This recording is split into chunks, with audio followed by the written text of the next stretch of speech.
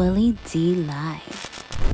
It's Willie D, y'all, back with another episode of information and instructions to help you navigate through this wild, crazy, beautiful world. In the studio, Marge Toure. Hooray, hooray. What's up, King? Peace. What's up? How are you? Man. Thank you for having me. Hey, man, you know, you must get a lot of support from the right, man, teaching black people how to use guns. We get support. We really, not as much as I think we should. I mean, but the right, they love guns. I mean, gun proponents, you know. They do, but I think the right suffers from the same thing, maybe not to the same extent, though, that the left does. They suffer from recognizing that something's a dope concept and our fates are intertwined, but they don't get behind it the way that they should. I'll give you a perfect example, right? Donald Trump just put $1 million in a pact towards unseating one of the most principled conservative Republicans in D.C., Thomas Massie. He represents the great state of Kentucky, the people of the great state of Kentucky. That's $1 million that he's spending to unseat another Republican. Our work is completely fundraised. We don't get no government grants. We don't even apply for them, right? We defend the Second Amendment and strengthen it. So Donald Trump took $1 million to unseat the person that is constitutional, that is pro-gun, from his own party. This person, Thomas Massie's opponents politically, when he's ran to represent the people of Kentucky, the most any of his opponents have ever gotten was 25% of the vote.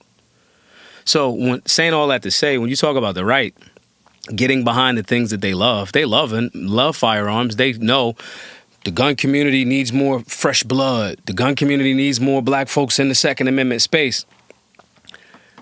But do we get behind it to support it financially? And this isn't me saying it like, I need y'all to get me a Bentley every 2 weeks.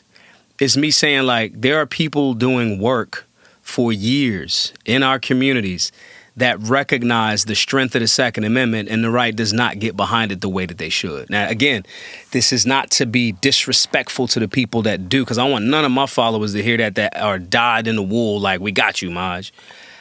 I don't want them to hear that and think I'm talking about them. I'm saying an overall collective. And we see it even in this big, beautiful bill. They took all of Republicans, agreed to take all of the pro-gun legislation that would remove SBRs from the NFA list, that would remove suppressors and silencers from the NFA list, and it's still a $200 price tag to purchase a suppressor on top of the price of the suppressor to register that with the ATF. So when you say they love me, love is a very powerful word, and I think that they recognize the importance of the work. But I think when Republican presidents are in office, because they so focus on we can't let a Democrat win, that they don't think about we are not out the woods as it relates to the defense of our Second Amendment rights, and they get comfortable. This happens with we can see it. Republican president is in, gun sales go down. Democrat president is in, they coming to take our guns, gun sales is up. Freedom has to consistently be defended. And I think that the right has become very soft in regards to, I'm on the right. I want to say this very clear. I'm a libertarian. Libertarian identifies as on the right of the political aisle. I think we have become so complacent and complaining and memeing about things that we're not looking at the picture for what it really is. Your Second Amendment rights are still under assault. The Republicans that are supposed to be limited government, constitutional folks, have the House, have the Senate, and they have the executive branch. And they could not get suppressors off the NFA list. We aren't putting our resources as it relates to the Second Amendment and the Constitution and defending it. We aren't putting those resources in the right space. What's your thoughts on the big guns? You know, a lot of these youngsters out here, they got guns, man, but they ain't got no regular guns like I had when I was a youngster.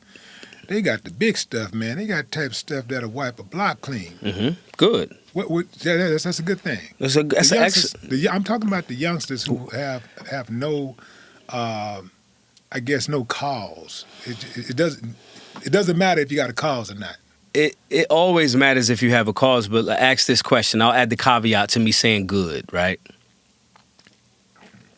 If I said, yo, there's all of these youngsters that got these big chainsaws, not the chainsaws I had when I was coming up, you would be like, all right, maybe they're going to chop some trees down. What are they doing with the chainsaw? Those would be the follow-up questions, right? Yeah. Same thing with firearms. I don't want none of these youngins to be nervous about firearms, to not have firearms. I want them to exercise their human right as codified in the Bill of Rights, the Second Amendment, to defend their life. That's what the tool is for. If I got a chainsaw, it's for me to chop something down.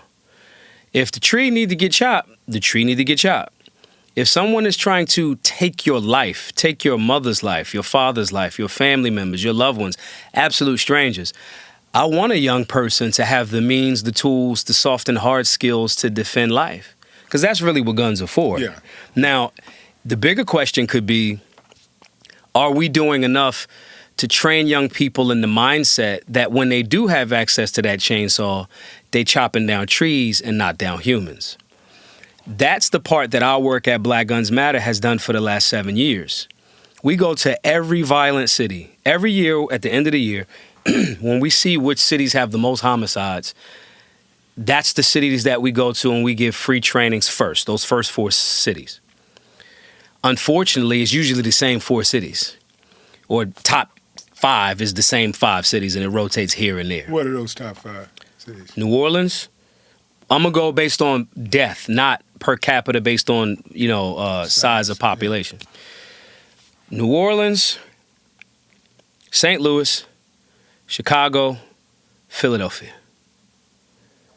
Maybe go Akron. Maybe go, if you get into the smaller cities, go Chester, PA. Maybe go Detroit. When you want talking about, man, Little Rock, the places that do not have, this is the irony of it, the places that don't have respect for the Second Amendment and training, those are the places that have the most violent homicides, which is ironic. You would think the places that have the most lawful firearms, and because you know how they say guns is the problem. Cool. If guns is the problem, when they say, well, they shipping the guns in from Indiana into Chicago. Well, how come it's not the same level of homicide in Indiana? Because there's a different culture around firearms ownership. And them youngins, black, white, and everything in between, their folks are telling them about the Second Amendment, about America being a nation that was born of literally fuck the police. Literally, this is going to sound funny. I thought about this like a year ago, and I'm not just saying this because I'm on your show. The Ghetto Boys was a Southern, to me, the Ghetto Boys was a Southern public enemy. It was we are in opposition to all of this foolishness. They were very rambunctious. That's what America was created as. It was created as that's wrong. What they doing to us is wrong. What King George and them is doing is wrong, and we don't want to fuck with that. And they shot him. They shot the Redcoats. They shot him. This is American history. This ain't me advocating. This is me telling what happened. So if you juxtapose that to the youngins, and if we isolating it to black communities, if I start telling them young people, the firearm is for you to defend yourself from bad people trying to stop you from living, and corrupt portions of law enforcement officers that try to take your life. And that's not me saying it to incite anything. That's me saying that's a Supreme Court decision that's been upheld several times. Tupac shot 2 off-duty police officers that was trying to kill him. Now, anytime you talk about Tupac shooting the cops, you got to always remember to specify he shot him in the ass. He shot him in the ass. Literally. Yeah. Saying this to say, if I get a hold of them youngins, this is why most leftists in urban media are as afraid kind of to have me on. Looking at you, Charlemagne. Looking at you, Breakfast Club. They know what I'm saying is historically accurate. They know we put in the work. They know we about safety training, conflict resolution, de-escalation. We about all of that. Our truth about what we doing with guns with one shift, I've done it thousands of times, shifted the mindset of young people, the young people that we're talking about now. Then it also would shift voting patterns. Then it would also shift Republicans would be better. When you have good libertarians in the room, Republicans and Democrats get better. Because we gonna call balls and strikes. And when it comes to the Second Amendment thing, I want them young people to have a solid understanding of their American right, a natural right, codified in the Bill of Rights. You 17, that's the age of a member of the militia. 17 years old and able-bodied and of sound mind. You get to have whatever size, big, small gun you want to defend your life, liberty, pursuit of happiness, and property. Now, they ain't telling young people that way. And the reason why they're not telling them, because they want to vilify the tool as if America didn't make us this way. I'm American as apple pie, baby. These youngins that's with me is American. And we don't shy away from that. That's ours. Y'all tried to make us not have that title now. I'm American as apple pie also, man, but it's some reason, man, that they just don't treat me like the other Americans who are as American as apple pie and Chevrolet and baseball, you know? Yeah. I'm the guy who's the bad guy, but when it's another guy, you know, who, you know, that's of a different type of look, you know, he's a rebel. It's both. And it's respected. It's respected on your end. It is respected. It is respected. Yours is. That's why I take whatever way y'all gonna give respect. I just remind people of their obligation to respect the gangster that is American. You know what I mean? That's really the play. I'm gonna make you respect. You know, when I said it was an interview that I did, and I said the first time Donald Trump ran, I said with the way that the media shifted on him, I said, oh, they're giving him the black man treatment, and they was like, everybody's like, well, I was like, yeah, he's like a black dude. All of the stereotypes, because I'm not gonna shy away from it. All of the things that y'all call stereotypes in the black community, Donald Trump is it. He got baby mamas. You know what I'm saying? He got several failed businesses. He's an entrepreneur. He had to put up his own money a lot of times as it relates to presidential runs. Now, that does not mean he's not connected now, but 1,000%, the fact that y'all can respect that, you got to respect mine the same way, and I'm just going to remind you. I just got to interject real quick. Yeah. He's a felon. He's a felon. Oh, yeah. Listen, America was founded on felony. America is based on we do not like the government. I do not fuck with the United States government. I love the American people. American as apple pie. We just got to remind people all of the time because the media do what the media do. Malcolm said it, most effective devil in America. So it's our job to just keep reminding you like 50 said, oh, America got a thing for this gangster shit. What's more gangster than we gonna do whatever we want to do? Now, if your army is strong enough, and if you take care of your team, you are respected. If you are Donald Trump, you say, this is what we're doing. Now, you have other patriots that may say, yeah, this is what you're doing within the confines of the systems of checks and balances. And we just got to remind them, that's all. And then we go, when we have our army for our community and we defend what we're about, this is American too. This entire thing is founded on that. Again, y'all taxing us too much. This is why I don't see why even white folks, why y'all not up in arms? When you talking that America, we close to the 4th of July, you talk about independence, you got to talk about the founders of America said King George is taxing us too much, 2-3%. Most Americans don't rock with the tax code, so most Americans don't have accountants. Most Americans are paying upwards 30, 40, in some instances 50% of their generated income to taxes at some point.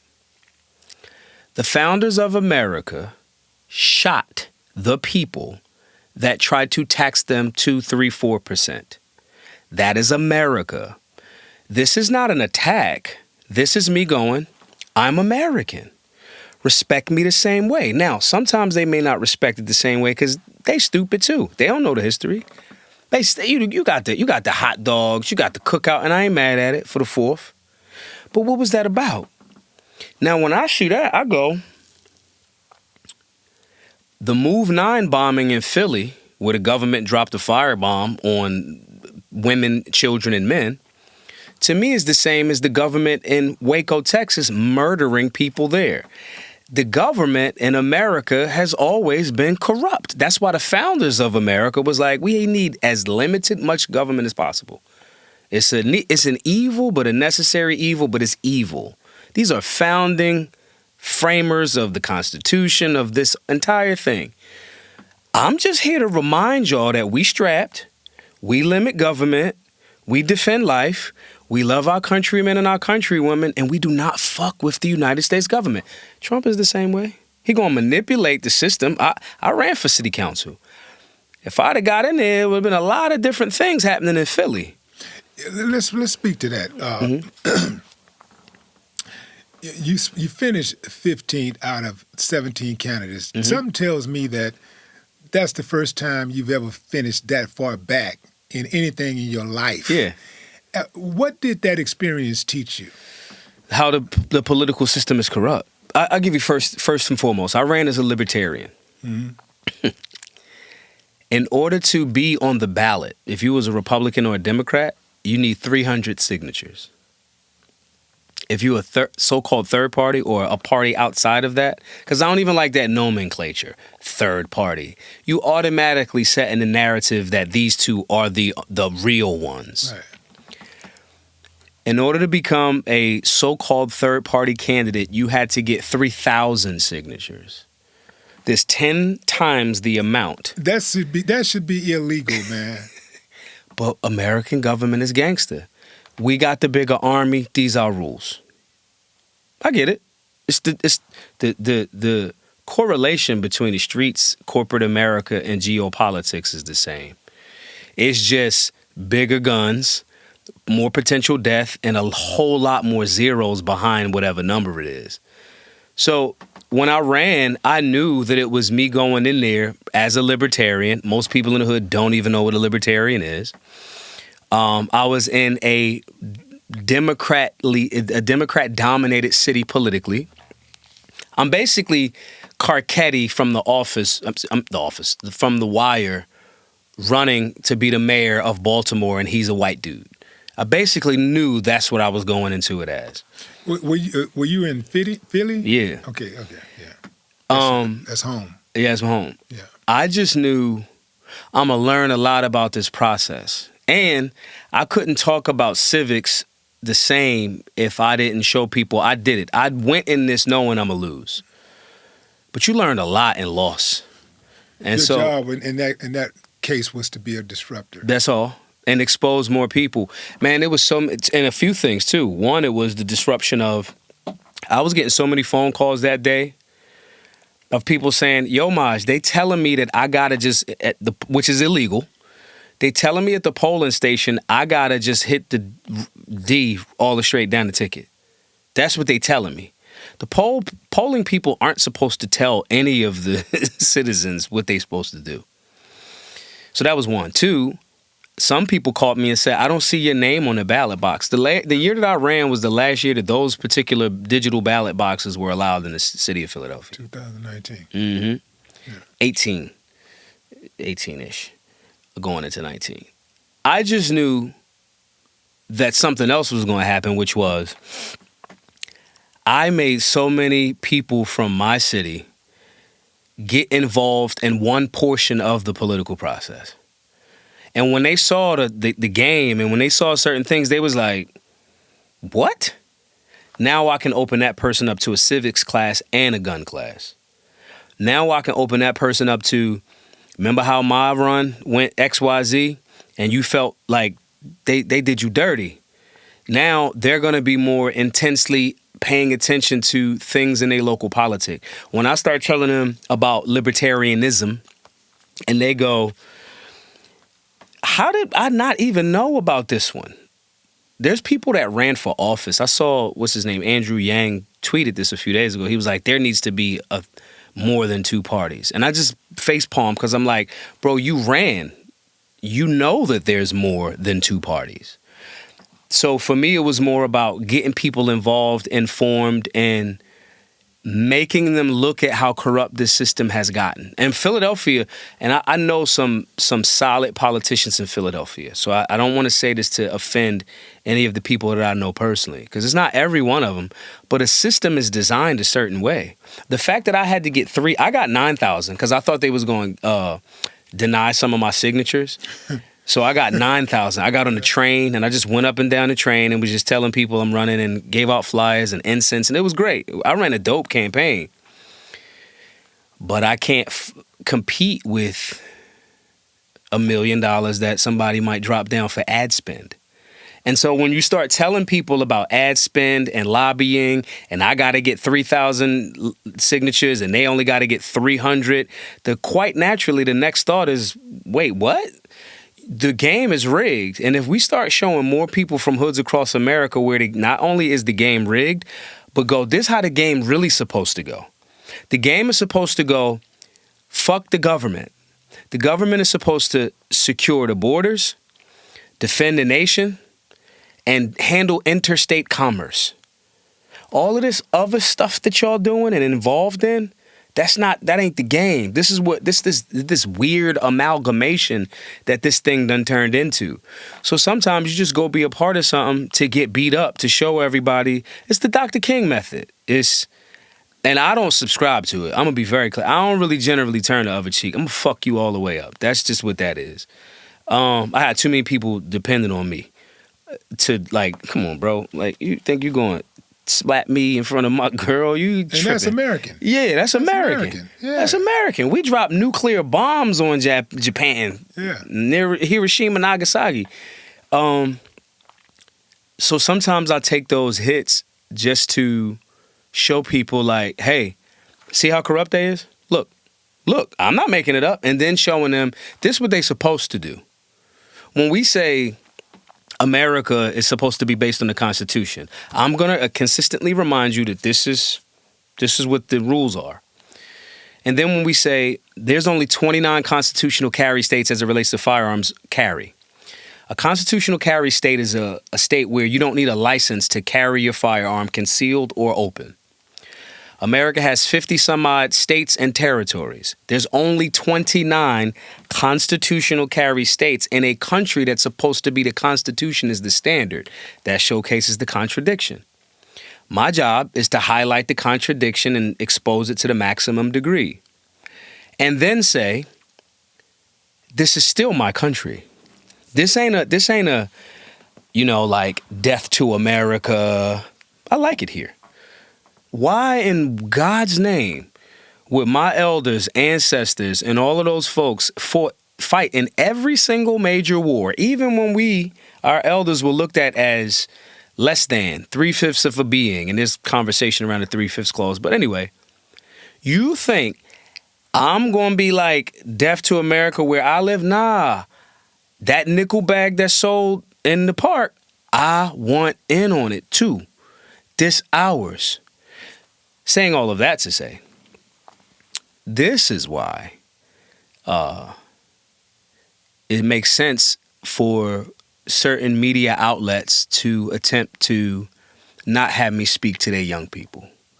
I will have your young people training with firearms, going to the gym, eating healthy, studying civics, becoming lawyers, engineers, plumbers, carpenters, electricians.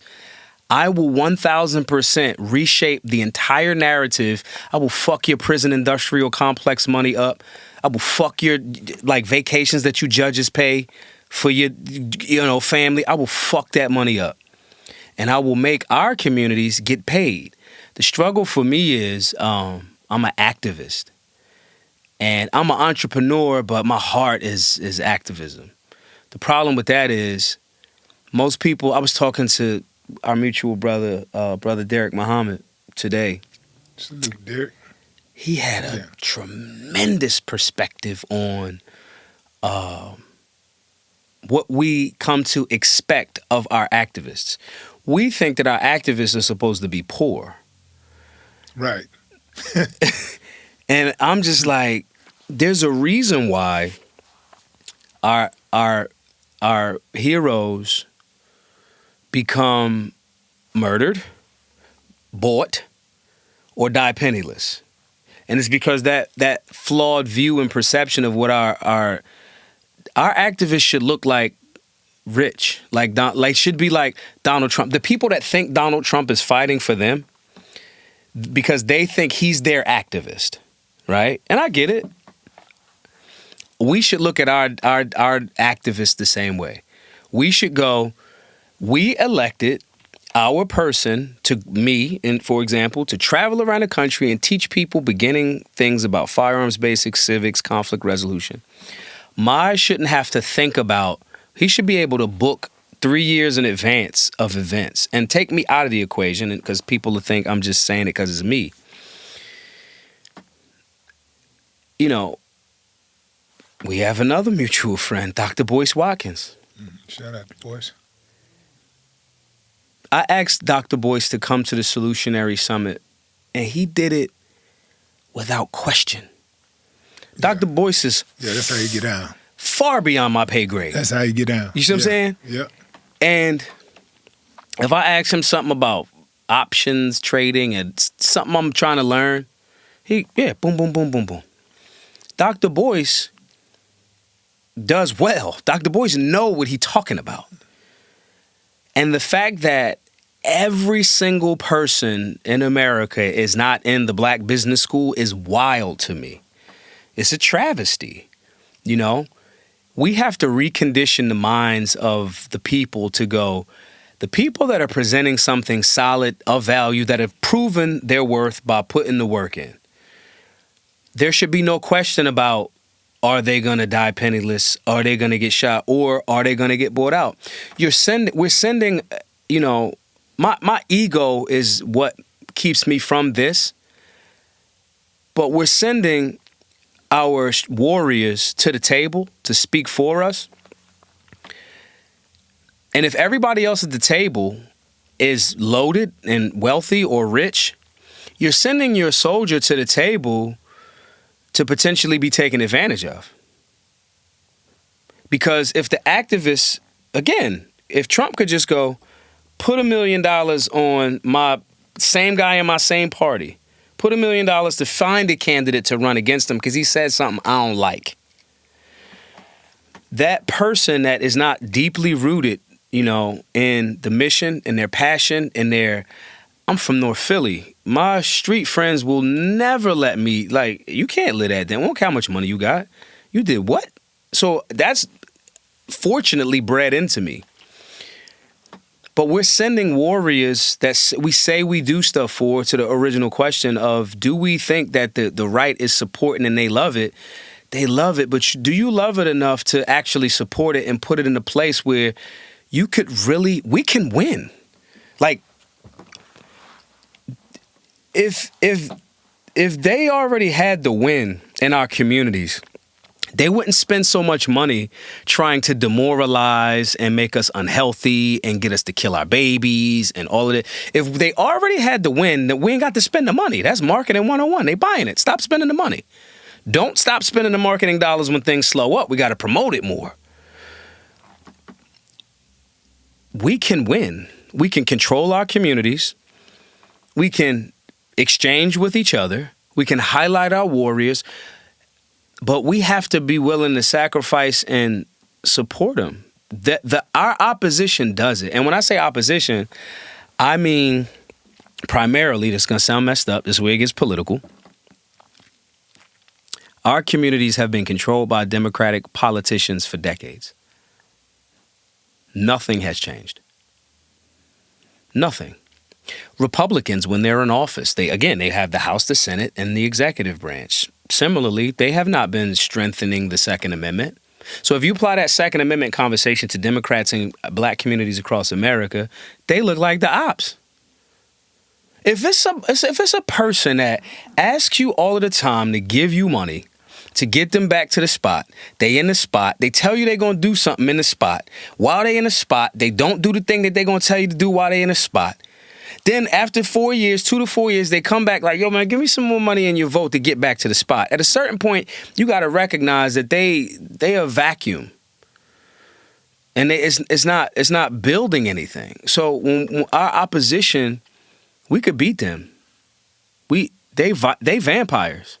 We could beat them with some self-sufficiency, some knowledge of self, some solutions, and the ability, the acceptance that usually when this happens, and I hope it doesn't happen this way, but world history has shown me, when people start doing that in these communities, the opposition show up and they try to destroy what you've built in that community. That's why, for me, it's always going to come back to firearms and personal protection. What do you say to people who say that advocating for guns in the black community is only feeding into the violence that we're trying to escape? Oh, man. When a person says things like that, I look at them, if they say that, I look at them like a dumb baby. You know what I'm saying? Like, you know how babies are dumb? I never heard somebody call a baby dumb, man. A dumb baby, okay. Explain. You know how babies are like, it's like you just don't know. Like, babies will try to eat things that they shouldn't eat. And you don't yell at the dumb baby. Mm-hmm. The thing that the baby's doing is dumb. But you go, oh, look at this dumb baby. Right. People that say things like that to me, I go, oh, you don't, data-wise, history-wise, cultural-wise, state of Texas has the most firearms of any state in America. State of Texas does not have nearly as many rapes, homicides, as the states that have less guns and more restrictions on people to own guns in a safe and responsible manner. That example of Indiana, Chicago, they bringing the guns from Indiana. Guns is the problem. Okay, why are there not the same level of murders? Because if you bringing the guns from the place where there's the massive amount of guns, the guns are there. Why not the murders over there? That person has been fed a steady diet of the ops telling them guns are bad for you. That's like, all right, Pete, right? Remember how record labels will like get you to just try to focus on the art and not the business? That's the gas. Just you're such a creative, man. Just create. Don't worry about publishing. That's for the dorks. And take this car. Right. Take this house. Put on this piece. Yeah. You can't speak to your people like we can't, like you can, and they need to go. Somebody made a huge reference of like when Leor go out and you perform great for these people. That's the same thing. It's convenient for you to tell us guns are bad. It's very interesting that the people telling us that arm everything that they're about with people with guns. It's very interesting that you will tell me that and say it's the most damaging, violent thing. It's very interesting that you won't tell me that you've defunded these communities. You not got all of listen, bro.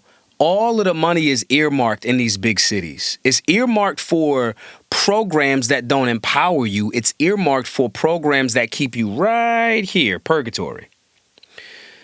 So it's mighty convenient that you're not talking about the lack of financial education. You're not talking about health and diet. You're not talking about personal protection. Y'all don't even teach civics in the schools. You don't talk about gardening. You don't have home ec. You don't have workshop. You have systemically taken all of the things that would make a community, individuals that go home and do stuff in the neighborhood, you've taken all of those things out. You want to think that it's the inanimate object And then you massively push propaganda that 1,000% makes people hate each other. And then you show up to me and say, it's the guns. And then I look at you and go, look at this dumb baby. Because I know too much and I can articulate it too well. If that was the case, Florida, Texas, Montana, Utah, all of these places that have insanely high levels of firearms ownership, you would see murders. It's individuals doing things that they should be held accountable for if they're using that tool wrong. But we cannot talk about one without the other. You can't leave out 40 years of people have been buying more and more guns, and there's been more licenses to carry across America for the last damn near 40 years. And violent crime over that same time period has decreased with a few spikes during COVID and things like that. But like, this is why the information is important. And I'll still say, with all of this information, and I'm right, you can still not have a gun. I'm not going to force you to be like, you got to have a gun. Cool. Freedom. You don't have to. But what you're not going to do is pull the wool over my eyes like I haven't read More Guns, Less Crime by Dr. John Lott. Like, there's not case studies and like their own so-called assault weapons ban. I say so-called because there's no such thing as an assault weapon the way that they present it. When the ban was on, there was not a decrease in violent crime.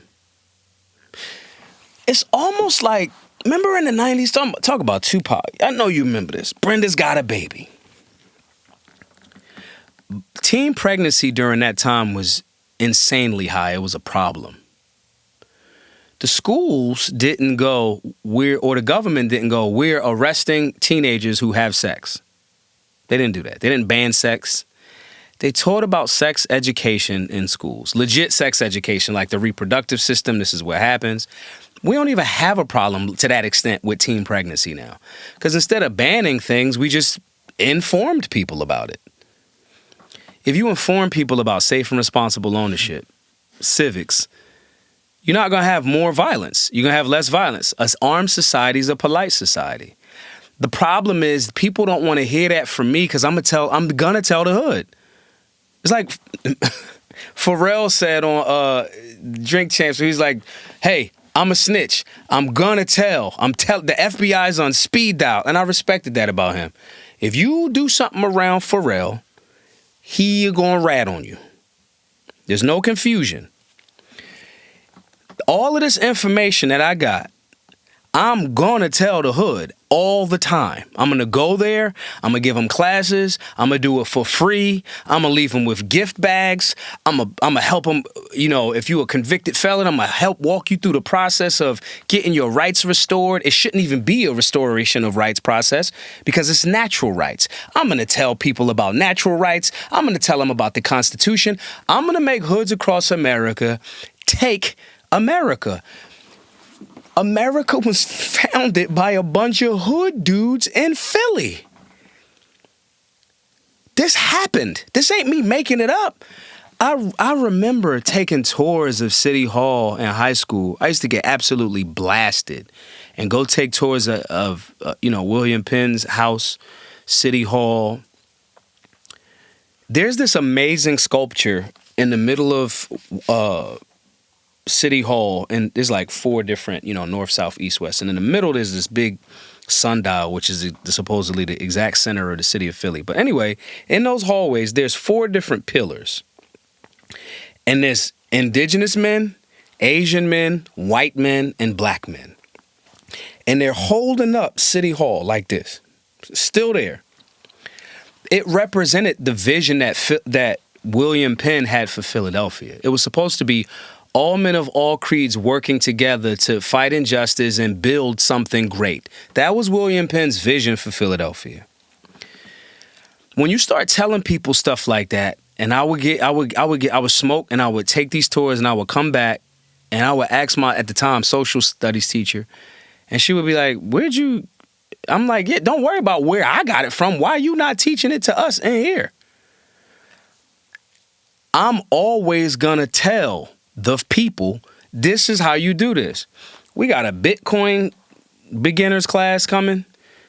We got a civics class on our website. We got understanding imminent threat. We got firearms basics. We teach a stop the bleed class. We thoroughly go over conflict resolution. I'm going to tell my people how to defend their life and get stronger.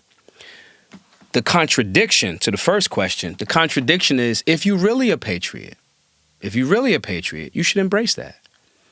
Because a rising tide rises all boats. And I'm just happen to be focusing right now in the communities that need it the most. That's all. But we all American. The question that most of those people on the right really got to ask themselves is, damn, am I playing like I'm a patriot and just kind of hiding my bias and my bigotry behind this false sense of patriotism? Because there's nothing that I'm saying right now that they would disagree with. America was founded on fuck the government. They shot the redcoats, which was the police. They made a country that we supposed to limit government. Our rights don't come from the government. It comes from God. This is not me. This is every person's dream. Wait, I get to keep my money. The government don't tax me too much. I get to do what I want on my property. The fact that we got property tax is a problem. So saying all of this to say... Why do you think that is? Because it's paying to the state. What did they do? Did they help you raise your FICO score to get the loan, if you get a loan? Did they pay into any of your mortgage? You know that's how they steal people property. 100%. You know, when people get older, they slip. You know, their minds slip, and they're not as sharp, and they're not catching everything as they would when they were younger. So a lot of times, mail come in and stuff, and even you might have a process server come. They're not gonna open that door. Yep. You know, so people get older, and next thing you know, somehow, some way, something happened at the bank. They didn't get a notice, and next thing you know, they're getting notices that they aren't opening, and you know their house is on the chopping blocks. You know, for a few $1,000s, a house that they have fully paid off, and they will take people's homes away from them, and not have any trepidation about it whatsoever. And that's gangster on the corrupt side. And my question becomes, which founding fathers was cool with that? In what world, the thing that I pay for that you didn't pay for, that somebody else should show up and pay pennies on the dollar to take this elder's home? Do I own it or do I not? But see, if we had real patriots across America united, this wouldn't be. Shouts to DeSantis. He talking about ending property taxes. I'll believe it when I see it. He ain't gonna end nothing. He just talking. That's all he do is just be running his mouth. You don't think he gonna do it? He ain't gonna do nothing without Donald Trump permission. You don't think so? First of all, he gonna have to ask Donald Trump first.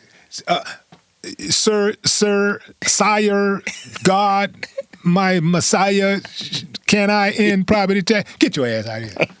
And he gonna get right back to doing what he do, being a good little boy. I think that if the American people don't want property tax, it shouldn't be a thing. So there's so many trillions of dollars made from property taxes, right?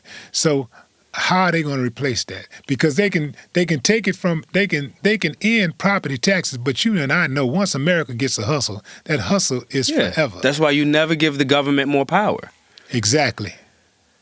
So first, to answer the question,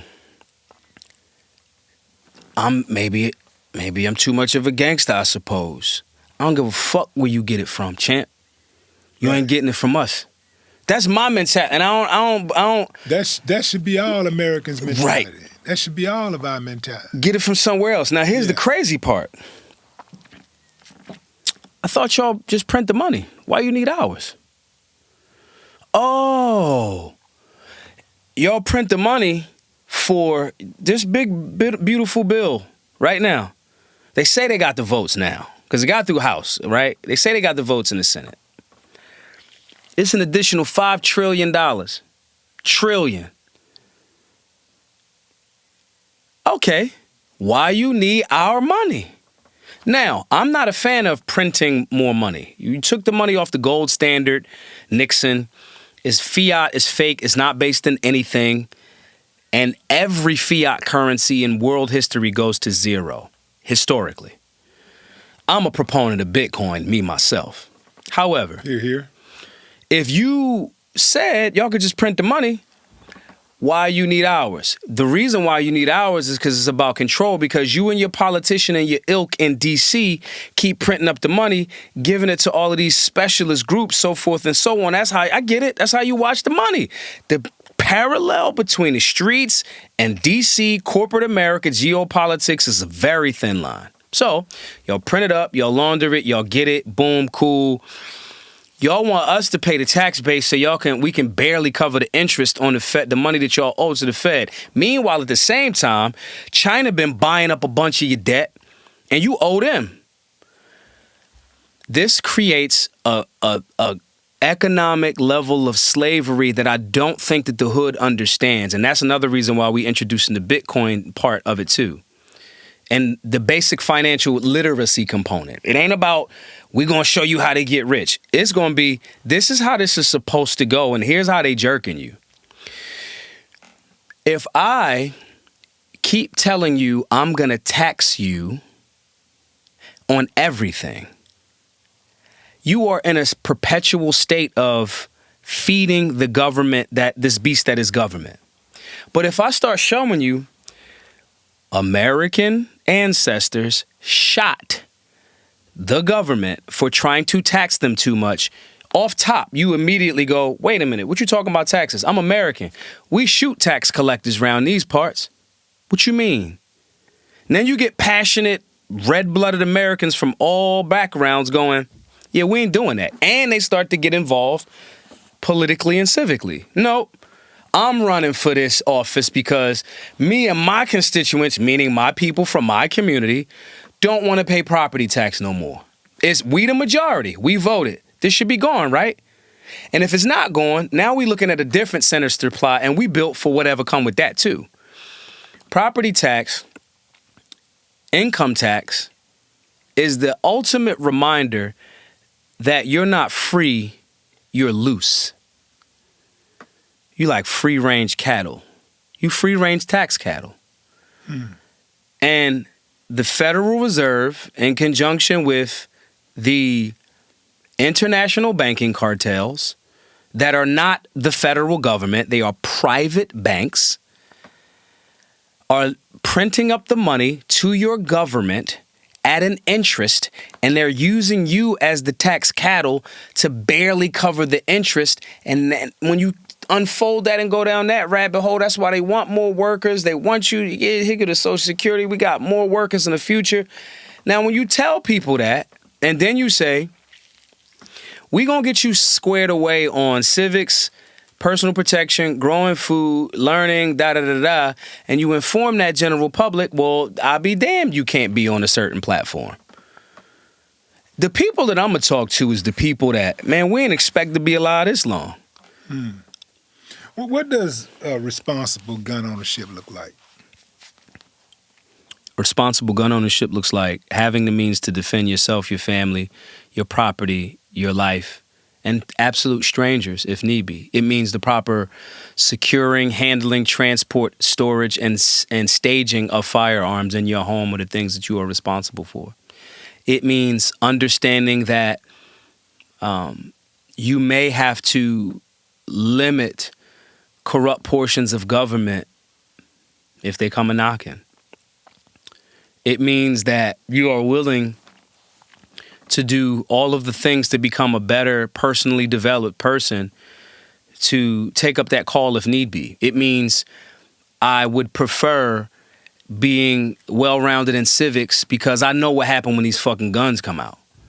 So I would prefer the diplomatic option. And if I don't understand diplomacy and legislation and politics, then I'm rushing to the gun before I can understand these other things, because if I can fend off these other people, because when we get to violence is only the answer when it's the only answer. And I guess that's what I was trying to get to really when I asked you the question about the youngsters running around with the guns earlier. Yeah. I was really speaking to responsible gun ownership because I taught my little brother how to fire weapons when he was 15. Mm-hmm. And I taught him that because I knew I wasn't going to always be around. I wasn't going to always be at the house when he was at home by himself. Yeah. And I wanted him to know, how to defend the fort. Right. If it went down. Yeah. So that's what I was really speaking to. Yeah. Like responsible gun ownership. Yeah. How receptive are the youngsters when you come into the hood and you start talking about responsible gun ownership? The hood love me. Yeah. We do impromptu classes. Like we'll see this video on my pages, right? It'll be young guys just walking past, and I'll have cert pistols, which are training pistols, not actual firearms. I'll have them out on the table in front of the Solutionary Center because I know they're going to go, what's this? And if I see one of you youngins go, what's this? I got you. That's an impromptu. We give you the basic 4 rules of firearm safety, give you the handout. Yo, come here if you need this. Come here if you need that. If y'all got issues in the neighborhood with somebody, come see us. They're so enamored by somebody caring, somebody engaging, somebody not like, bro, I'm not. I wear a suit on stage when it's time to wear a suit. We wearing what we got t-shirts, tank tops, jeans, and boots. When they see that, we the same. And they also know that when they hear me going, this is a last resort, they know I'm not trying to put them on a dummy mission. I'm not putting you on a wild goose chase. I'm going to teach you about conflict resolution. And because they already been exposed to death. They not cool. That's this big, the misconception. Oh, the kids in Chicago. Soldiers get used to war. They don't prefer war. And I'm talking about special. My friends are, a good buddy of mine is Nick Irving. His nickname's The Reaper. He's had the most confirmed sniper kills of any American in, I might be butchering how it goes, but it's a black dude. He lives in San Antonio, actually. All of my homies that are killers are like, hey man, I just want peace. Hey man, that's the last resort. Hey guys, we gotta make sure that we independent, sovereign, trying to disassociate from the foolishness, and they doing that for everybody else. Because they know conflict is costly. And when we go there, they know what they gonna do. Right. So similarly, those young men that are exposed to certain levels of death, they become used to it, but it's not their preference. Every time I take them somewhere else, come on, youngin', we going downtown. Let's go to, I don't know, insert whatever restaurant. And they in that environment where they could, man, it's nice down here. Not because, the white man's ice is cooler type vibe, but it's just like, yo, people have curated a peaceful, different existence in this part of town. And this is a part of the reason why, we fundraise to do this, man. And we like $75,000 away from buying a building. Shouts to the owner of the building, man. We've been late at times. And this is the struggle part of the activism. I love seeing them young men. I remember when I used to sell DVDs, right?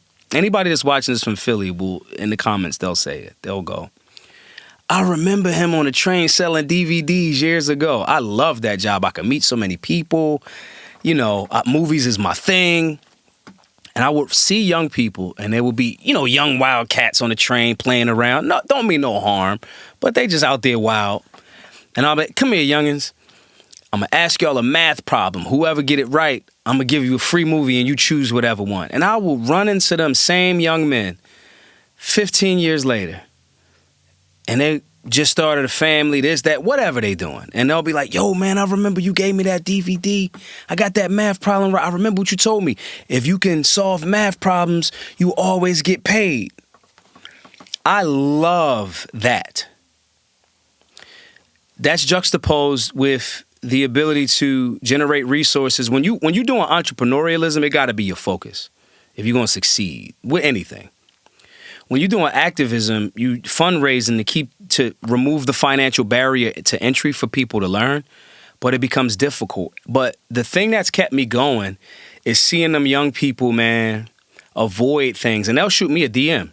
Yo, bro, he tried to get me. He tried to get me, and I was like, nah, it's cool, and I stepped off. And having them have that mentality means everything to me. You know, and we right now are like, yo, we don't know if we're going to be able to keep this work going because it takes a toll on your personal life.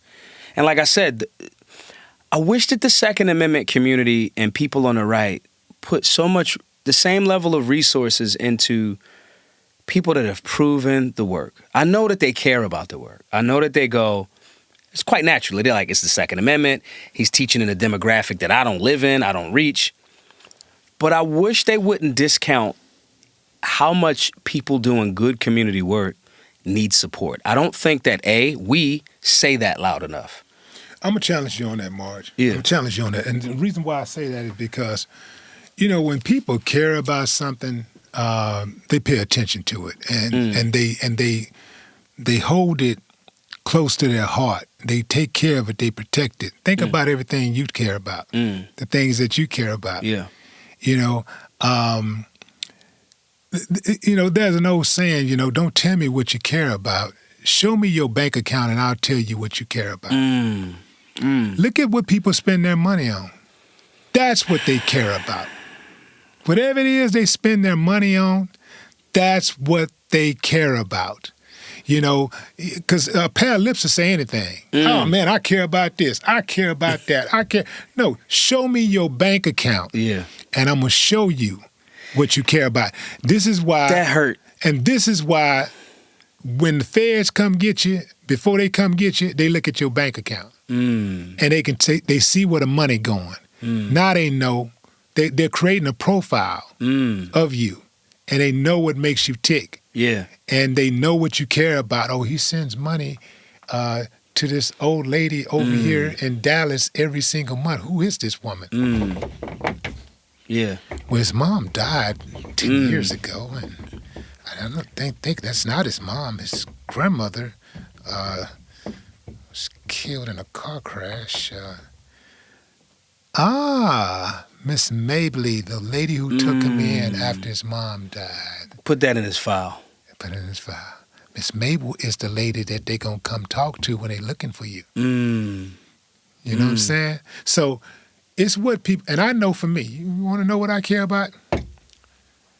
Check out my bank. Yeah. Just check out my people that say they care about that they are proponents of cancer research. They're probably going to have somewhere in their bank account where they gave some type of money to cancer research. If you say you care about the community, you're going to probably find a check or two there where you paid or you donated to some type of charitable cause. Yeah. See, there's a lot of people who attack folks online who are doing the work, including who attack you. Yeah. Now, you're out here doing the work. It's obvious. But they attack you, but they can't show us where they have contributed anything to the community, where they have given anything. I ain't just talking about money. I mean time, anything. Can you show us 5 minutes of doing something for the people instead of just complaining? Well, you know what's bugged out, man? Bro, I swear to you, for the last few days, all right, Pete, when this whole Trump-Iran, Israel bombing thing happened, right? And Trump was like, yo, it's a ceasefire, and Israel let off a few more rounds, right? There was a video that I put up on my Twitter page, X or whatever, and it was a video of the scene from Casino where Pesci is yelling at De Niro in the desert. And he's going back, and under it I put Trump as Pesci and Netanyahu as Robert De Niro. And the text and the verbiage fit, and it was funny. And I made sure, because I don't want nobody to be offended, it wasn't about potential death or even war. It was about, this is the call, right. The temperament, Trump yelling at Netanyahu afterwards. Yeah. And it was funny, right? 5.4 million views, 24 hours. Under that, I put, if this made you laugh a little bit, to bring some levity to things, consider a donation. 5.4 million, because it was Twitter. Next thread, 99,000 people saw it. Now, on one hand, it taught me, man, y'all attention spans are crazy because y'all couldn't even get to the next thread. But okay, it went from 5.4 million to 99,000. A Super Bowl stadium. All I could think about was, if we need $75,000 to buy our building, and we'll figure it out after that. All I could think about is if a third of those people gave $10, we'd have $330,000. Not only will we buy the building, we got some funding for a year and a half, 2 years, we good. And hearing you say this, because for the last few days after that, I've been really on it like, look, y'all, we got to do this month. We got to push. And I remember in my heart thinking, they don't care. And I tried to check myself and be like, no, they care, like I just did, and you kind of put me on this blast right just now. I want to believe that they care. But to your point, when I see them watching and spending money, and I saw them at this, I'm engaged on social media. I seen you at the strip club, champ.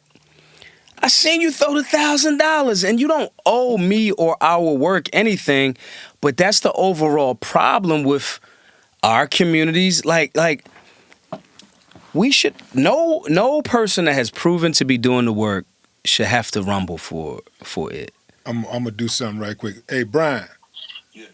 So when we post this, I'm interviewing Marge Toure right now. Cool. Marge Toure, you'll know, you're gonna know him. So I want you to make sure you post his information for the fundraiser. What's the name of that fundraiser? GiveSendGo.com/solutionary. You heard that? Yes. I want you to make sure you post it on all the posts that we put up for all the clips that we put up for this video on Instagram and YouTube. Okay. All right? Appreciate you. Appreciate you. We can help you get there, man. This is what I'm concerned Yeah. about, though. From your perspective, you were OG. I've listened, my uncles put me on to y'all. And I've listened to y'all. I listen to older music. That's me. From your perspective, am I deluding myself? I've given a lot to this. I feel like a bad father. Because you don't get to spend, anybody that has a mission, your family understand, hey, this the mission. And if they on board, it's dope. But the mission, after a certain point, you start to feel like football cost Tom Brady his marriage, his family. From your perspective, being older than me, how do I know I'm not just deluding myself if they're showing you that they don't really care? Wow, that's a deep question, man. I think that the way you stay on point is to know that the work that you're doing is useful and that it's beneficial to people, and just focus on the ones who get it. If you focus on the ones who don't get it, it'll discourage you. Yeah. So you focus on the ones who are going to get it. Some people who are not going to get it, they ain't going to never get nothing. They'll never get it. So no matter what you do, they'll never get it. Now, in regards to the kids, that's important to me because that's a soft spot for me because in my life, I've always said to myself when I was a kid, before I ever had kids, I told myself that more than being a good rapper, a good fighter, because I used to box, more than, being a good friend or anything, I want to be a good father. And the reason why I said that is because I know a lot of great men who don't have children, but I don't know a lot of great men. I don't know a lot of great men who are bad fathers. Mm. Mm. You know what I'm saying? Yeah. Like I know, like, to me, all of the good men that I know, let me put it like this: all of the good fathers that I know are good men, Mm-hmm. but not all good men are good fathers. Yeah. Yeah. You see what I'm saying? Yeah. All of the good men I know are good. All of the good fathers I know are good men. Right. All of the good fathers I know are good men. Yeah. But not all of the good men or great men that I know are good fathers. Yeah. So I wanted to be a good father, and I figured, like, if I be a good father, I'm gonna be a good man. Because to be a good father, that means that you have to put others before yourself. Yeah. And quite frankly, a lot of us are just selfish. A lot of us are selfish, man. We actually got people out here who are proud breeders. They breed. They don't teach. They don't coach. They don't raise. They don't inspire. They don't require. They don't monitor. They don't motivate. They just breed. And so these type of dudes, I don't even rock with them type of dudes. I don't even hang around those type of dudes because I know if you don't give a damn about your own child, You gonna toss me I under know the what bridge. you would do to me. You know what I'm saying? So I don't even rock with those type of dudes. I don't be nowhere around those type of dudes. Yeah. So some of us, for me, there was times when I had to be on the road or whatever, but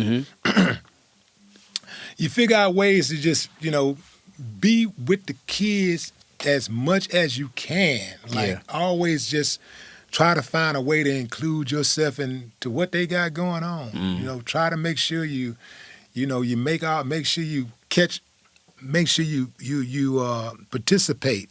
Yeah. I was hands-on. Like, I'm the dude who show up at school and stick my head in the door. Yeah. Yeah. Not just so my daughter can see, that, and so she can be confident, or my son could see so he could be confident and feel safe.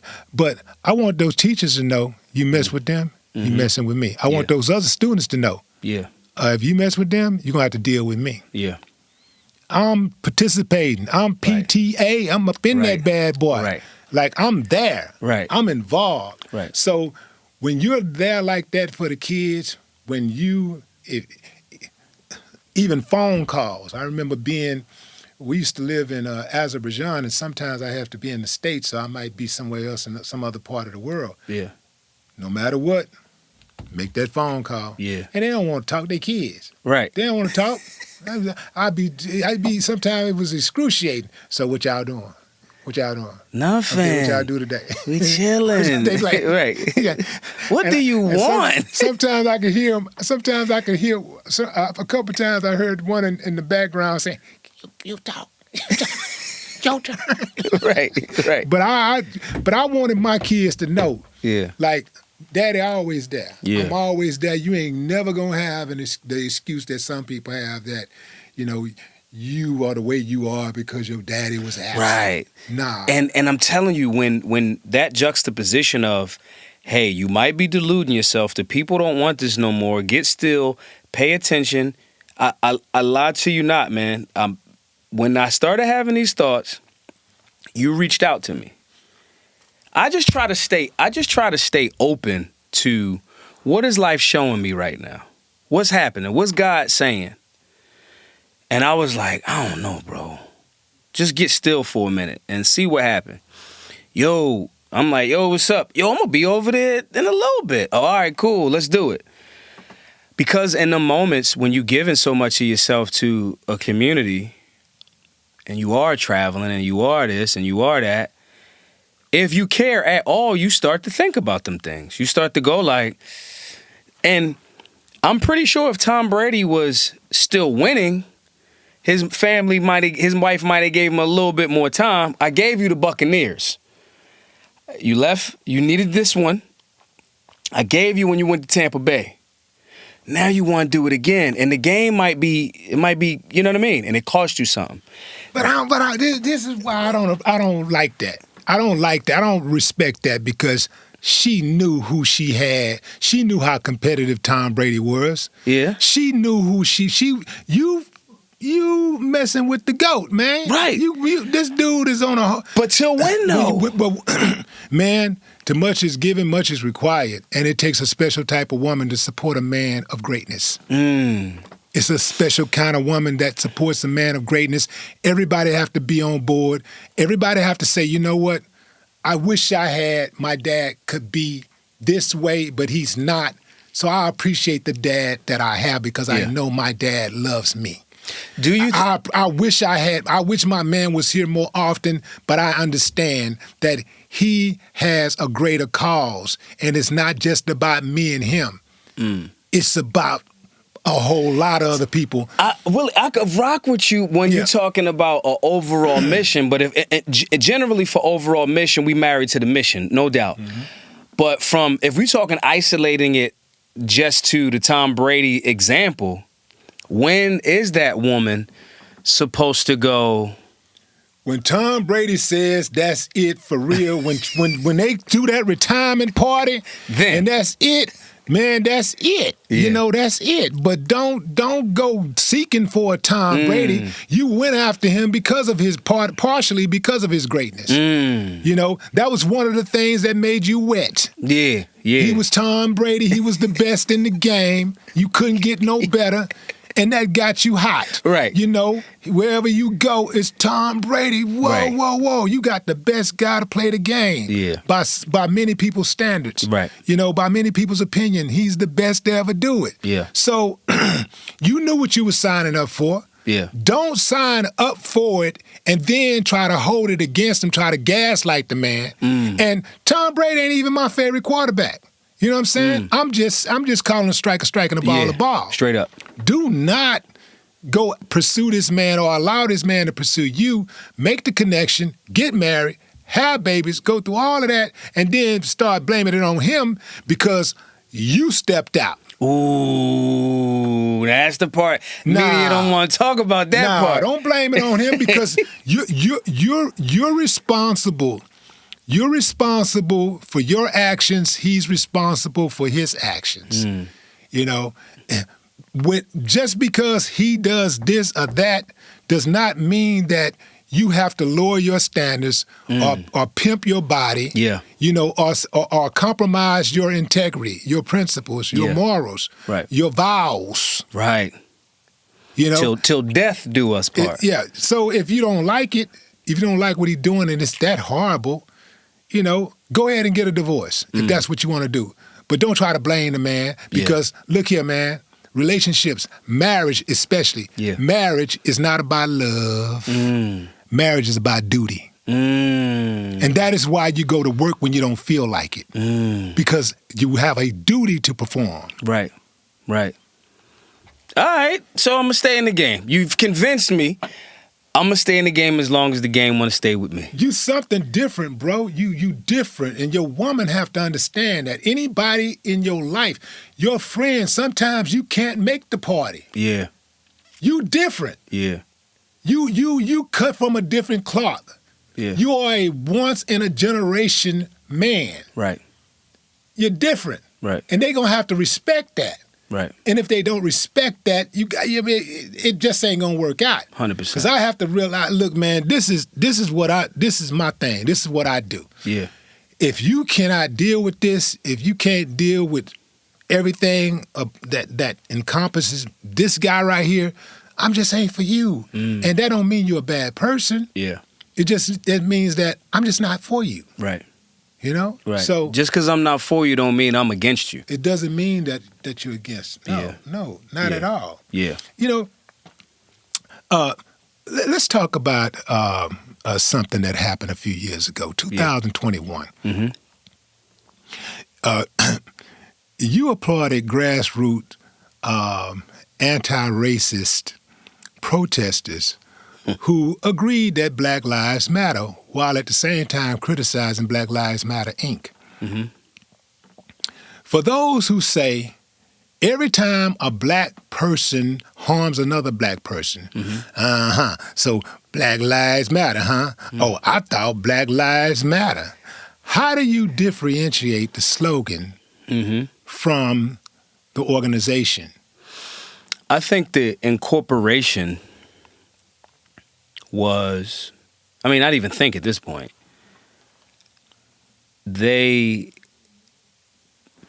When I went years ago to speak to Mike Brown's father in St. Louis, I also went to go talk to, what's the brother's name? He was murdered. Activist out of there. Cornrows. Anyway, he said people killed him. The one that got shot up in his car? Yep. Yeah. I went to go talk to his lady. And they had already knew. He said he had put this content out. And he said, them Black Lives Matter people, because BLM came from the Ferguson movement after what happened to Mike Brown. And I just wanted to know. So I was over there teaching a class in St. Louis, and I went to go talk to Mike Brown's dad. And I went to where the brother, I forget his name, please y'all don't butcher me, it'll pop in my head in a second. I went to go where the brother was actually killed. And I asked people around there, and I talked to his girlfriend. And I remember he put a piece of content out saying that them BLM people, they ain't us. They not the Ferguson movement. They not here to help. He said Google gave them $500,000. And in my mind, he wasn't saying that like getting $500,000 to do actual work is bad. He's saying they were given $500,000 and they not us. And then when you look at their absolute destruction of the family unit, when you look at even on their like website at a certain point, it was like, we want to destroy the nuclear family. I'm paraphrasing. Black Lives Matter Incorporated, I just communicate that effectively to the people that conflate the two. And I go, they were there to highlight certain people to make this argument about this, but that ain't what this argument was about. It's similar to, there was supposed to be a call to the end of qualified immunity with law enforcement officers. Nobody talks about that anymore. I want police officers that kill Americans to not be qualified to be immune from that civilly. I want their money. I want the family of the deceased to sue them. I don't want that to come out the taxpayer base. So we need to end qualified immunity because I don't get qualified immunity if I shoot somebody unjustifiably. Well, how are they going to pay if the police officer ain't got insurance, if he ain't got no money? Figure it out. Make the police officers, make it come out the... They could mandate insurance for police officers. Boom. But that conversation, similar to the conversation around reparations, is layered, and I'm not saying that it's going to be a simple answer. I'm saying I don't think that police officers should have qualified immunity from when they kill Americans. So that conversation happens, that conversation goes away, and BLM Incorporated started talking about cultural things. That still didn't help black people. What do you mean? Like you want to destroy the nuclear family? You want dads to not be around? How has that helped black people ever? So when I see the difference, and I get it, I don't knock how nobody get their money. I can understand how you get your money. I just don't want to be a part of it. So when you start to explain that, and when you start to know that, you then start to go, all right, this is the difference. Black Lives Matter as a phrase, as a movement from a group of people that feel like, whether it's accurate or not, whether they missing some context or not, that feel like we have been attacked, we have been brutalized, we have been killed, we have been this, that, and the third. When those people start to tap in and they go, I am willing to do the things that are going to defend black life. So when I say, Black Lives Matter. That's why black guns matter. If you believe that Black Lives Matter, if you're black, white, because white liberals was all up in that movement, if you believe that Black Lives Matter, then you should not be in support of the racist practice of gun control because black people need to defend themselves, right? Now we gonna get some rubber meat in the road. And when the split happens, when I bring that conversation and that person goes, well, I don't know about guns. Okay, we're gonna put you right in the BLM Incorporated category. If you the white person that goes, absolutely, the same type of white person that joined the Black Panthers back in the 60s, you go, absolutely, black people need to have guns to defend themselves. The problem that I noticed was the vast majority of those people was on the political right. They was going, yeah, Maj, we've been trying to get black people to buy guns for the longest time. Good thing you came along because they wasn't listening to us. That distinction doesn't have to be disparaging or divisive. It seems as if they make it that way. It seems as if when I say, if you believe Black Lives Matter, you should not be advocating to kill black babies in the womb. It's not a difficult take. It's a life. It's alive. If you want to get technical, it's alive. You don't think it's a body. Okay, cool. Is it alive? It's a life. So if it's a life, and if it's black, it should matter. No?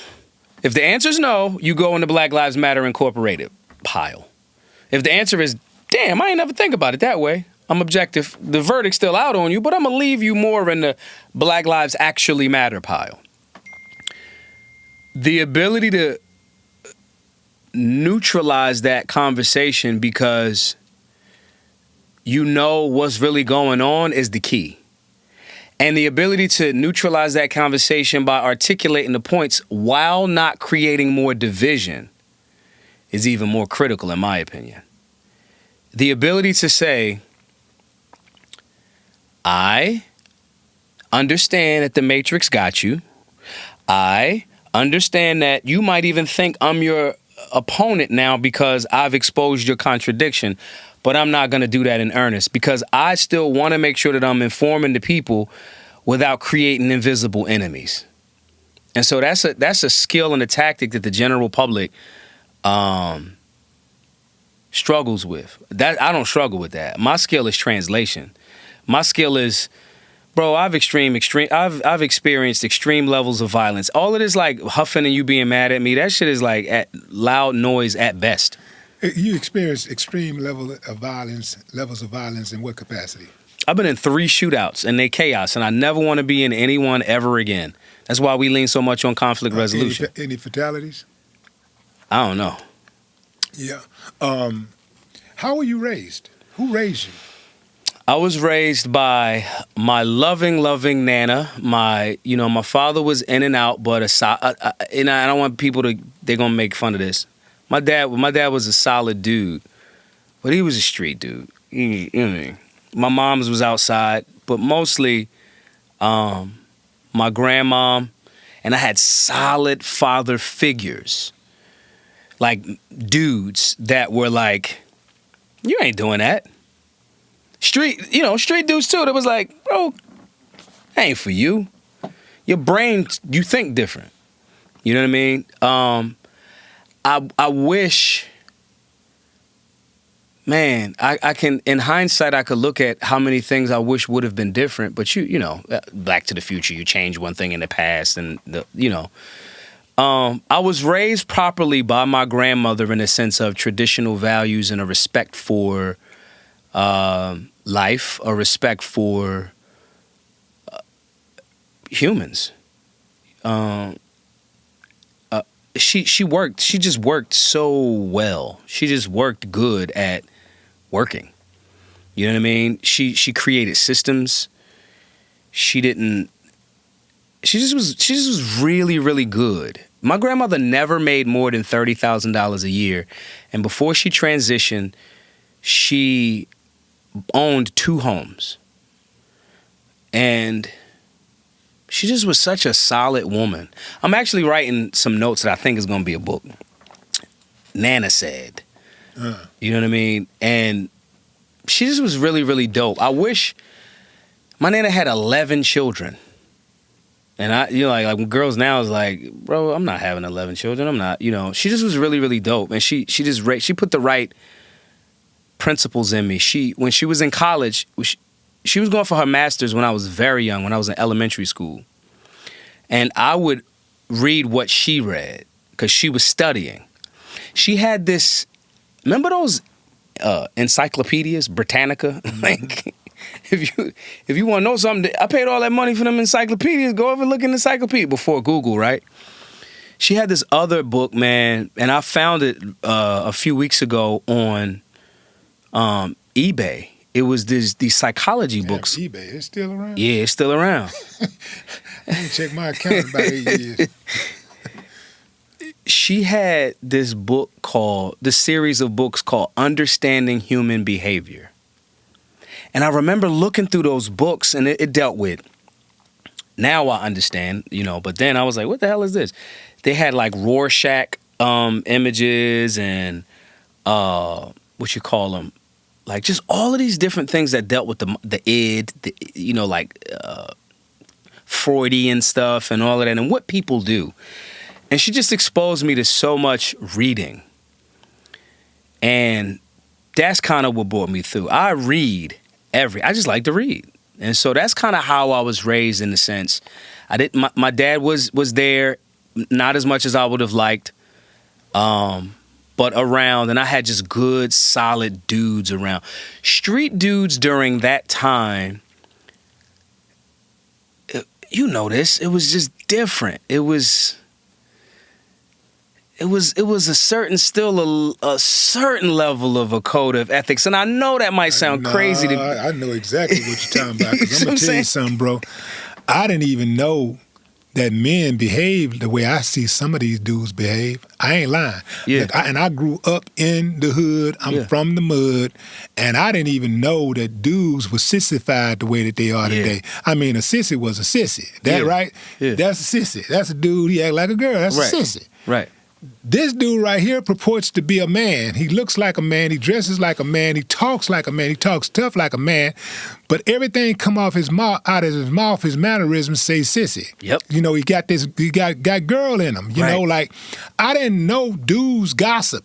Yeah. Like I never seen, like growing up, I didn't see grown men gossiping. I just didn't see it. I knew women gossip, and that's why you don't gossip, because you don't do what women do. Right. Like I grew up where men behaved differently from women in all aspects. Right. That was more of a difference between us than just our anatomy. Right. Like I grew up in a time where men, if a woman dressed like this, well, a man dresses like that.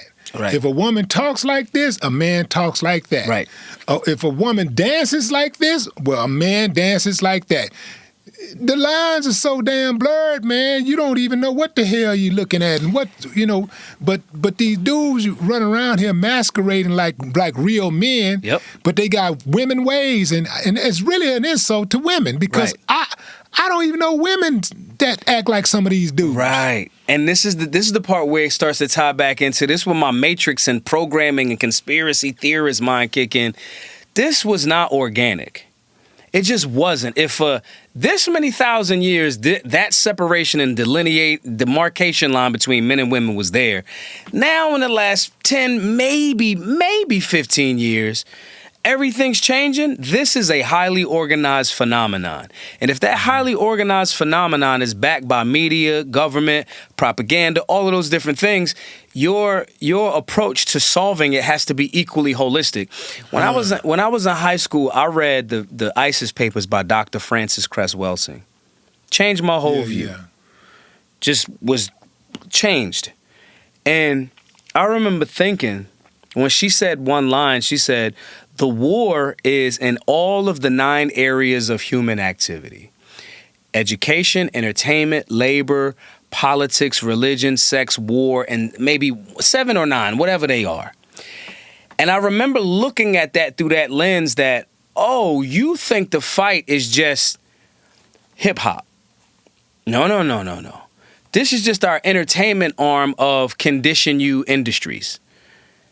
Then you go, I remember back in the day before he passed, I used to go help these workshops with Dr. Laila Africa. He wrote African Holistic Health. My mom had that book when I was little, and I remember seeing it later on.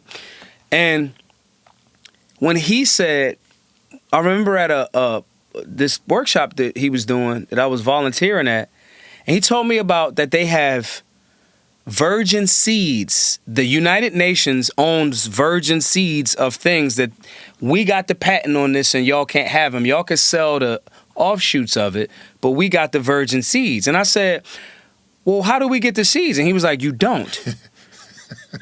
You don't. And that's the whole thing. So now this arm is, we going to keep you unhealthy industries, right? When you're talking about the war and the attack on masculinity and the sissification of men, I cannot separate that. It is a holistic approach. It is a holistic attack. And when I look at the NBA players, I remember Charles Barkley was my favorite player. Aggressive, maybe wrong at times, right? Maybe he shouldn't have threw that dude through the window, maybe. But I remember Charles being, I remember when I was really little, him being a guy that me and my mom ran into him in King of Prussia Mall in Philly, well, outside of Philly. And he was just a dude. Hanging out and people loving, hey, Charles is just a dude. And I look at those basketball players from that era. It's beyond my age group, but it's my age group in a weird way because my uncles and them was, you know what I mean? I look at those dudes and how they played the game. These dudes look like Karl Malone looks like he just got off of like a trucking job and just smoked a cigarette and like, I'm here to play the game now, right? Then I look at the basketball players now. They look so frail. There's nothing about them. You dance too much. You doing the Dougie, and bro, we here for war. This is why I have such a amazing respect and adoration for Kobe Bryant, because to me, that was the last of that energy. We here to do battle. I'm trying to annihilate you. I'm not trying to play and dance. There was a scene. It was when Kobe had retired, and I think it might have been Jimmy Kimmel or one of them, and Nick Young and them was still playing on the Lakers. And Jimmy Kimmel or somebody showed them them playing. They had won one game after losing like 9. And they you see it. Like they won the championship. Yeah. And he looked at Kobe and said, would they be celebrating like that if you was, and Kobe just looked at him like, I want that type of masculinity back, because it's not that we have a problem with toxic masculinity. We have a lack of masculinity. Ain't no such thing as toxic masculinity. It's a made-up word. Let's get that straight, man. It's just made up. Ain't no such thing. It's somebody made it up. Right. And so I'm fortunate enough to be young enough and old enough at the same time to have certain standards that were met. And I remember people having conversations with me telling me that, pardon this face, I'm going to say this. And Scarface, the artist, the hip-hop artist, separate. I mean, Scarface, the character in the movie. I remember my uncle telling me, he's the villain. Everybody that after watching this movie, now that you're seeing it, everybody going to be like, he was the guy that we emulate. And I remember my uncle going, he was the villain. And I couldn't, I was like, well, he came up from nothing. And my uncle said, he snaked his first connect. He was lusting after his boss's wife. And his sister. Creepily. Weird. Killed his homie, his best friend that married his sister. Made her an honest woman. Killed him, had no emotional control, ran off on his plug, agreed to kill. Okay, if you wasn't going to kill the dude at the UN, you should have told him. You didn't kill a person. You killed your boss's main man that was there to blow up the car with you. He told me every single thing that Scarface did showcases what you should never be. And I just was like, I was too young. He got high on his own supply. After his boss told him, never get high on your own supply. Yeah. I have been young enough and old enough to be exposed to things in men that share, and my nana, who was hard as nails. She had 11 children. She knew how to run an army. So I was just exposed to things in men that didn't allow some of the, and that's what I attribute to our work at BGM and this and that. And I think the young guys, that's another thing to your question earlier. I think that's another thing that the young guys enjoy. I'm like, yo, y'all ain't, the rite of passage for me for these young men is not you whatever age and you going to go drink. That's not a rite of passage for us. Our rite of passage is when you going to get, what you bench press right now? What you squat right now? How much water you drank today? My rite of passage is not giving these young people poison. It's not. My rite of passage is not when you 21, come on, let's have a drink. Nah, we're going to have a party when you bench press 225. We're going to have an insane party when you squat in X, Y, and Z. We're going to have a party when you hit this goal of, you said you wanted to save your first $10,000, right? I think they appreciate that, and I think those are the things that are systemically being removed in every area of human activity. So all of this ties in together for me. That's why when we traveled around the country teaching firearms classes, quite naturally, we had to teach other things. We had to teach civics. We have to teach health and fitness. We have to teach study. We have to teach emotional regulation. Yo, when we could laugh at, my girl going crazy in the house. I don't know, she's just crazy. And we could laugh at that. We not going to crazy town with our women. They crazy. Let them be crazy in that moment. You maintain your stoicism. And so maybe the next thing will be a rite of passage program for some of these young dudes, because I've watched them systemically remove actual dudes, strong dudes from their lives, and the visual representation of what it means to be a strong dude on TV. The last 10 years, none of the viewers will be able to showcase a father on television that was capable, that was the leader of his household, that paid attention to his family, and that was respected. In the last 10, maybe 15 years, nobody can tell me a father on television that meets that criteria. They're all goofy, disrespected by their children, their family, the wife. They can't make it financially. They don't know. They don't have any skills. They are 1,000% a clown show. And my brain won't allow me to separate and think that that's a coincidence. I remember everybody in hoods across America. Bill Cosby was America's dad. America was like that household. He loved his children. He was the doctor. He was loving to his woman. He showed so much respect to Claire. What happened? Yeah, to get rid of that, man. Hold on, man. You teaching these people how to love their family and raise them and be there for them and provide and protect. Man, we got to stop this shit. How dare we can't be having all of that. Man, when you were a youngster, you know what I'm saying? Like, when you think back about your youth, when you think back on your youth, what was missing in your youth that you carried on into manhood?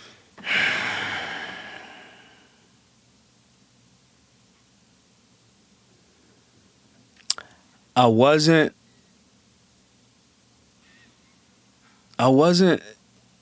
inculcated in family dynamics enough. My grandma was at work. My mom was very, and my dad were very, they respected freedom. My mom used to tell me, you can go anywhere on the planet and you don't have to ask me. However, you got to be back here by 9 o'clock. She would say, if you can get to Africa and back by 9 o'clock, you don't even have to ask me. You can go to Africa. Just be wherever. Experience. But be back here by 9 o'clock. So that cultivated one level of freedom and like you get to live this life. But I wasn't as inculcated in family dynamics. And my child's mother passed a few months ago. And we had a very tumultuous relationship. And fortunately, before she passed, for a few years, it was going in a good direction. Yeah, that's good. I wish I would have understood family dynamics better. And that's what the rat race does. That's really a product of a lack of resources, in my opinion. Because if you got the resources, we having dinner. It's the 2-parent household is the wave.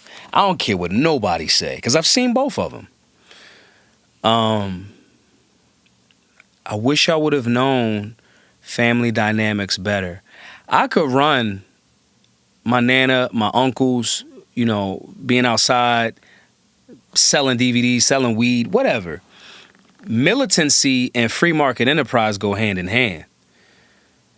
But that may not cultivate. It could cultivate a good corporate structure and a brand if you do it right. But I did not figure out how to engage the people that I love and care for as a family until very, very more recently. Just personality management. Like, if you my worker, or if I gave you work and we selling whatever we selling, these is the percentages and this is the numbers and these are the timelines. And we a family in the sense, because dudes say we family, because we getting some money together, but you guys don't even know how to sit down and express the emotions that you guys are having and figure out a way to productively direct those emotions. Those are more family dynamics. And I think I'm great at informing schedules, being a workhorse. That's not even a question. But the ability to recognize, like, I don't even like certain people if I'm wrong. I've, up until very recently, struggled with, I don't give a fuck if I'm wrong. Watch how you talking to me. And that's not the best way. Especially when, your daughter is getting older and she wants to tell you things that is just her expressing. And you have this lack of understanding of how to engage that from a perspective with letting her be heard. That is a part of family dynamics without trying to rush to go, well, I mean, if it made you mad, then why would you even? That's not really why she's saying it, and that's something that I wish, and I get it. This ain't a diss to my family or nothing. My granny, my mom, my dad, a lot of our parents are doing the best with what they got. And but that is one of the things that I wish, if they would have known better, I would have learned better about that. Well, now we here, man. Now we get to the good part, because when we know better, we do better. Yeah. And so, you got, every day you wake up, like my man Jay Prince said, every day you wake up, you got two things, man. Yeah. You get a choice and you get a chance. That's right. You dig what I'm saying? That's right. Man, I really appreciate you coming on, man, and sharing your insight. Yeah. Give us that give, send, go again. GiveSendGo.com/solutionary. GiveSendGo is a faith-based donor platform where you can give to charity, to organizations that you want. They don't take a cut. You can just choose to say, hey, I wanted to give $5. They don't take a cut? Mm-mm. Well, how do they platform? You can choose to give them. Oh, you can choose. Okay, They'll say, yo, donate to them. Right. You donated $100. Hey, did you want to donate 1% of this to us? Yeah. And they completely faith-based. Wow. We came across them when there was another, I won't even mention the other platform. Everybody knows what it is. They did some flim-flam with people raised money for truckers that were opposing the vaccines in Canada. And people wanted to support the truckers. And there was $3 million. And that particular platform was like, no, since they anti-vaccine, we're going to redistribute the money to the charities of our choice. We were on that platform at the time. We got off. And Give, Send, Go has been tremendous. They've been supportive of, I'm traveling around the country now just interviewing people, asking people questions about what they think about giving. How much have you raised so far? We have raised about $426,000 over the last few years, and it's given away. It ain't hanging out in my bank account. Mm-hmm. And we are now about $75,000 away. This remainder is to buy our building. Mm-hmm. as we raise the funds, we do the classes. So if we say, all right, we're going to hit Texas, then we're going to hit Florida, then we're going to hit Georgia, we put the dates up, we get the venues, we pay for everybody's, if it's a chair rental, if it's this, if it's that, if it's handouts, if it's getting the cert pistols, getting all the materials there. And now, since we've been working we do this in Philadelphia as well as around the country. We've been renting our Solutionary Center for about 2.5, 3 years. The owner of the building wants to sell it to us. And we're in a pretty good part of town. That's still the hood, but it's safer. It's gentrified. Mm-hmm. And he's been extremely patient with us. And I want to people like that are like, I believe in the mission. I know you're going to be tight at times, but hey, I'm with you. I want to solve that problem. So all of the classes are free to all. All of the center itself, if you want to teach something, you can use the space to teach it for free. So if you know plumbing and you want to do a plumbing class and you're in Philly, hey, can I use it? Yes, you can. What if they want to do something trivial, like, well, I guess it's not trivial, depending on who it is and, who's benefiting from it. What if they want to do something like yoga or something? We literally have had yoga. We got a yoga class. Yeah? Yeah, we got yoga instructors, sewing, phlebotomy, plumbing, carpentry, Bitcoin classes. Pilates? We don't got the machines for Pilates. But if somebody got a machine for Pilates... Well, you don't have to always have a machine for Pilates. Yeah, that's some bougie shit on my end. Yeah. Okay, all right. That's dope, man. That's dope. That's dope. So we need more of that in every community across the country. And that's the goal, is if we can show that this model has and it has in Philly, cut down on violent crime, because we still do the gun classes there, and we show this as beneficial, then we can start running these out to all of the major cities and buying them. And I'm talking about franchising them and making this something. Yeah. These should be McDonald's or Chick-fil-A's. So saying all of that to say, if anybody got any value from the conversation today, please, y'all, support the work. We need 700, I think, let's say 750. I'm butchering the numbers. I'm off by a few. 750 donors at the $100 level. Everybody that gives at the $100 level, because all of these classes are available in modules online too. Because if we can't get to somebody and they can't come to Philly, we have the modules online available. And we do that by selling the membership, whatever. So everybody that donates at $100 or more, we have your email. We give you online access to all of the classes for helping us donate with the work. So the site for that is givesendgo.com/solutionary, like revolutionary, but solution. Right, that's dope. Givesendgo.com/solutionary. And we're trying to get this done in a month because it's been 8 years. And I know that, 4 years at this building, 3 and some change. But fundraising while doing the work is difficult. So if we can get the building, focus on merch and free market enterprise, and that'll just get some of the work off of us. So I'm putting it out to y'all. I work for everybody that's listening today. And givesendgo.com/solutionary. givesendgo.com/solutionary. Yeah, fam. Support that. These conversations are very necessary because it proves once again that freedom is not just a right. Freedom is a responsibility. Ladies and gentlemen, Toure, no more talk.